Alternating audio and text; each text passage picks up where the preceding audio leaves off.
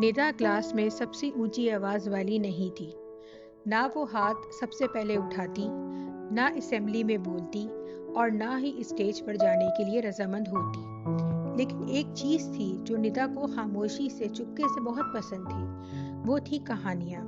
वो अपनी नोटबुक्स में कहानियां भरती रहती थी। बादलों की जो परिंदे बन जाते, ऐसे पुल जो नजर नहीं आते, ऐसे ख्वाब जो रंगों में सरगोशी करते।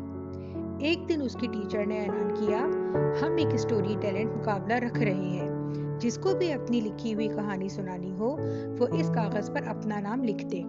क्लास में जोश भर गया। निदा का हाथ आहिस्ता से आगे बढ़ा, फिर रुक गया। वो इस लिस्ट को देखती रही जो नामों से भरती जा रही थी। निदा ने सोचा, वो सब हंसेंगे, मेरी आवाज तो बहुत हल्की है, मेरी कहानियां तो बिल्कुल अच्छी नहीं है। घर जाकर निदा ने आधी मुस्कुराहट के साथ अपनी माँ से कहा, मेरा ख्याल है मैं स्टेज पर खड़े होने वाले लोगों में से नहीं हूँ। माँ ने बहस नहीं की। उसने नरमी से पूछा, फिर तुम्हारी नोटबुक खजाने की तरह क्यों लगती है? उस रात निदा सो न सकी। उसकी कहानी उसके तकिए के नीचे ऐसे धड़क रही थी जैसे दूसरा दिल हो। अगली सुबह बेल बजने से जरा पहले निदा ने जल्दी से जाकर लिस्ट पर अपना नाम लिख दिया। मुकाबले के दिन ऑडिटोरियम की लाइट्स बहुत तेज थी। माइक्रोफोन बहुत ऊंचा लग रहा था। निदा खामोशी से खड़ी रही। कहानी पसीने से भीगे हाथों में दबी हुई थी। घुटनों में लर्जिश थी। तमाशाई इंतजार कर रहे थे। पीछे से हल्की सी हंसी की आवाज भी आई। निदा का सीना भींच गया।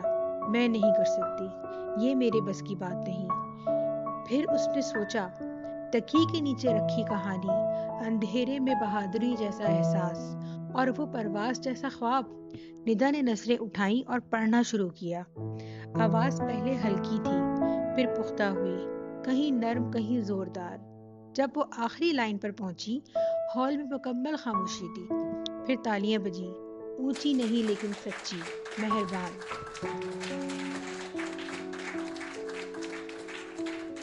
निदा को पहला इनाम नहीं मिला, लेकिन एक छोटी बच्ची आई और बोली, आपकी कहानी सुनकर मुझे बहुत मजा आया। निदा पहले से ज्यादा मुस्कुराई, क्योंकि असल कामयाबियां हमेशा ट्रॉफियों से नहीं मिलती।